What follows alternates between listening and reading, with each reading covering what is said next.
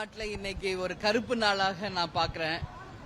ஏன்னா எல்லாரும் இன்னைக்கு சண்டே, அவங்கவுங்க வீட்டில் ரிலாக்ஸ்டாக இருக்காங்க. ஆனால் அந்த பிள்ளைங்க பிழைப்பை தேடி இன்னைக்கு வடநாட்டில இருந்து நம்ம தமிழ்நாட்டுக்கு வந்திருக்காங்க.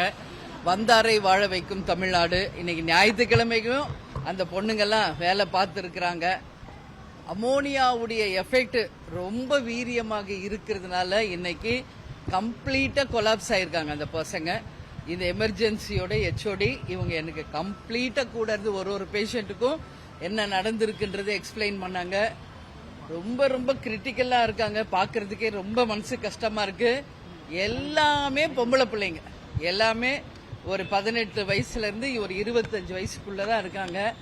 அவங்க ஃபேமிலி பேக்ரவுண்ட் என்ன, அவங்களுக்கு ஆதார் கார்டு கூட இல்லைன்னு சொல்றாங்க மேடம். ஸோ அவங்க ஃபேமிலிக்கெல்லாம் தெரிஞ்சு அவங்க வந்து அந்த பிள்ளைகளுக்கு என்ன நடக்க போகுதுன்னு ஒன்றும் தெரியல. டாக்டர்ஸ் ஆல்சோ ரொம்ப நல்லா இன்னைக்கு கேர் எடுத்துக்கிட்டு இருக்காங்க. எல்லா டாக்டர்கிட்டையும் நான் பார்த்தேன். கார்டியாலஜிஸ்ட், பெல்மனாலஜிஸ்ட், அதே மாதிரி ஏன்னா இது வந்து கண்ணு பாதிக்குமா. ஸோ வந்து ஆப்தமாலஜிஸ்ட் எல்லாருமே இங்க இருக்காங்க. மொத்த டாக்டர்ஸ் இருக்காங்க. எல்லாத்தையும் நான் பேசினேன். என்ன சுச்சுவேஷனுங்கிறது அவங்க எல்லாரும் சொன்னாங்க. உண்மையிலே அவங்க ரொம்ப ரொம்ப கிரிட்டிக்கலா இருக்காங்க. எல்லாரும் சேர்ந்து இவங்களுக்காக நம்ம ப்ரே பண்ணணும். நிச்சயமாக நான் சொல்றேங்க, எல்லாரும் சேர்ந்து இந்த பசங்க எல்லாரும் பொழைக்கணும்னு சொல்லி நம்ம ப்ரே பண்ணணும்.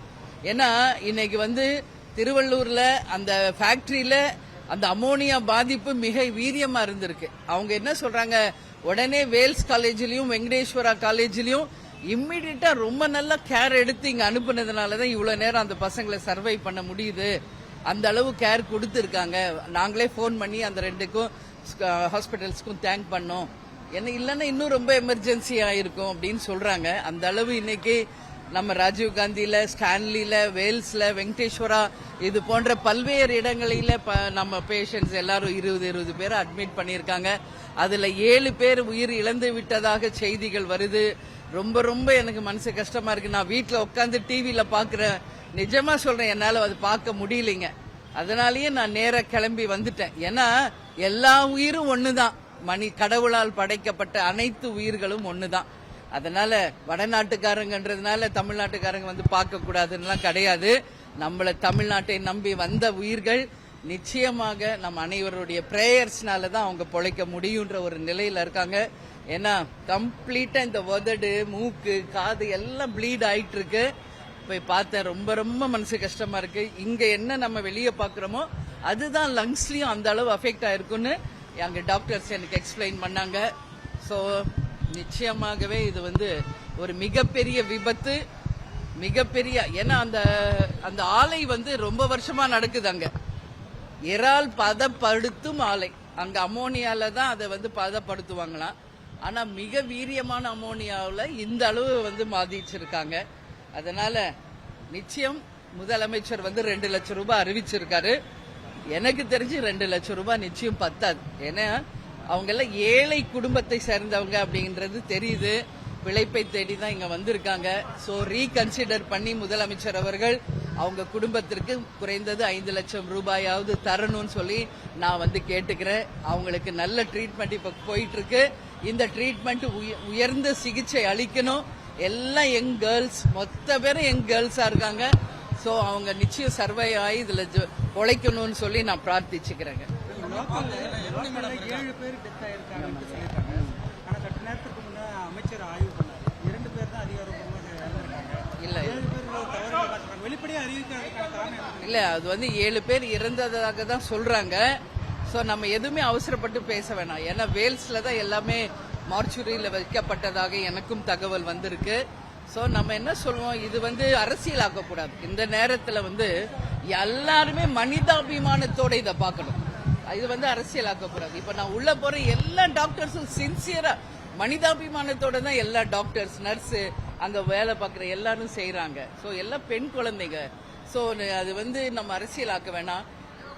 அந்த அவங்க சொல்ற மாதிரி அது 2 பேரோடய போட்டுமே, 7 பேர் வேணாமே அப்படின்னு நம்ம நினைப்போம் பாசிட்டிவா. ஆனா எல்லாரும் பொழைக்கணும்னு நான் நிச்சயமா வேண்டிக்கிறேன். ரொம்ப இல்ல ரொம்ப எனக்கு மனசு கஷ்டமா இருக்குங்க. அறிகுறிகள் பார்த்தா ரொம்ப ரொம்ப அவங்க கிரிட்டிக்கலா இருக்காங்க. இதான் உண்மை நிலை. பட் அவங்க என்ன சொல்றாங்க, ஹெச்ஓடி கூட சொல்றாங்க, எல்லாருமே யங் ஏஜ், இப்பதான் 20 வயசுல இருந்து 23 வயசுக்குள்ள இருக்கிறதுனால ஒரு 48 ஹவர்ஸ்க்கு அப்புறமா தான் எதுவுமே சொல்ல முடியும்ட்டாங்க எல்லா டாக்டர்ஸும். ஆனா மேபி யங் ஏஜா இருக்கிறதுனால பிழைக்கிறதுக்கு வாய்ப்பு இருக்குன்னு சொல்றாங்க. அது நம்ம கையில இல்லை. ஆனா ரொம்ப பாதிச்சிருக்காங்க. இப்ப வெளியே நம்ம என்ன பாக்குறோம், மூக்கு, காது, வாய் எல்லாம் ப்ளீட் ஆயிட்டே இருக்கு. அதுதான் லங்ஸ்லயும் இருக்குன்னு சொல்றாங்க, இன்னர்லயும். ஸோ உண்மையிலேயே அவங்க பொழைக்கணும் அப்படின்னு நம்ம எல்லாரும் ப்ரே பண்ணிக்குவோம். அதே மாதிரி முதலமைச்சர் அவர்களும் உடனடியாக அமைச்சர்கள் அனுப்பியிருக்காரு, ஃபண்ட்ஸ் கொடுத்திருக்காரு. அது நிச்சயம் ஒரு 5 lakhs அவங்களுக்கு கொடுத்து உயர்ந்த சிகிச்சை கொடுத்து, அவங்களுக்கு ஆதார் கார்டு கூட இல்லைங்க, அந்த பேஷண்ட்ஸுக்கு ஆதார் கார்டு கூட இல்லை. ஸோ அவங்க எல்லாம் எந்தெந்த ஃபேமிலி அப்படின்னு கண்டுபிடிச்சு அவங்களை எல்லாம் உரிய சிகிச்சை கொடுத்து நல்லபடியாக ஆக்கி அவங்க ஊர்களுக்கு பத்திரமாக திருப்பி அனுப்பணும்னு சொல்லி நான் கேட்டுக்கிறேன். நானும் ஒரு பெண் தான். எல்லாம் பெண் குழந்தைகளை அங்க பாக்குறப்ப உண்மையிலேயே ரொம்ப மனசு கஷ்டமா இருக்கு. எல்லாமே பொம்பளை பசங்க, அங்க ஒரு ஆண் கூட இல்ல, எல்லாம் பெண்கள். அதனாலதான் இப்ப HODல இருந்து டாக்டர்ஸ்ல இருந்து எல்லாமே பெண்கள் மொத்த பேர் சுத்தி நிக்கிறாங்க. ஸோ நிச்சயம் அவங்க எல்லாம் நல்லபடியா ஆகணும்னு நான் ப்ரே பண்ணிக்கிறேன். அமோனியா வாயு கசிவு அடிக்கடி நடக்குது. லாஸ்ட் இயர் எண்ணூர்ல நடந்துச்சு, தூத்துக்குடியிலும் அவ்வப்போது நடக்குது. மருத்துவமனைகள்ல பாதிக்கப்பட்டால் சிகிச்சை அளிக்கிறதுக்கு உடனடியாக ஒரு ஃபெசிலிட்டி ஏற்படுத்தணும். இது மாதிரியான விபத்துகள் ஏற்படாமல் இருக்கிறதுக்கு என்ன நடவடிக்கை எடுக்கணும்னு நினைக்கிறேன். அதான் இப்ப நான் அறிக்கை கொடுத்துட்டு தான் இங்க வந்திருக்கேன். ஸோ இது எமர்ஜென்சி. அதான் HOD சொல்றாங்க, அந்த எமர்ஜென்சிலையும் அவங்களுக்கு கரெக்டா அவங்க ட்ரீட் பண்ணி தான் இங்க அனுப்பியிருக்காங்க. இல்லைன்னா இன்னும் உயிர்கள் அதிகமாக உயிர் இழப்பு ஏற்பட்டிருக்கும். அந்த எமர்ஜென்சிலையும் கரெக்டா அவங்களுக்கு வேல்ஸ்லயும் சரி வெங்கடேஸ்வரரையும் நல்லா அவங்க ட்ரீட் பண்ணி தான் இங்க அனுப்பி இருக்கிறாங்கன்னு HOD மேடம் சொல்றாங்க. அப்போ நிச்சயமாக அரசு தனியார் ஆஸ்பத்திரிகளும் சரி கவர்மெண்ட் ஹாஸ்பிட்டல்ஸும் சரி இந்த மாதிரி எமர்ஜென்சி வரும்போது அதிகமாக வென்டிலேட்டர்ஸும் அதிகமாக உடனே உயிரை காப்பாற்றக்கூடிய ஆக்சிஜன் சிலிண்டர்ஸ்ல இருந்து எல்லாமே தயாரா வச்சுக்கணும். அமோனியா கசிவு ரொம்ப ரொம்ப ரொம்ப அதிகமான பாதிப்பை ஏற்படுத்துது. அந்த ஆலை அதிபர்கள் அந்த யாராக இருந்தாலும் நிச்சயம் தண்டனைக்குரியவர்களாகணும். மற்றும் ஆப் ஸ்டோரில் இருந்து பாலிமர் செயலியை QR கோடு மூலம் பதிவிறக்கம் செய்யுங்கள். செய்திகளை உடனுக்குடன் பெறுங்கள்.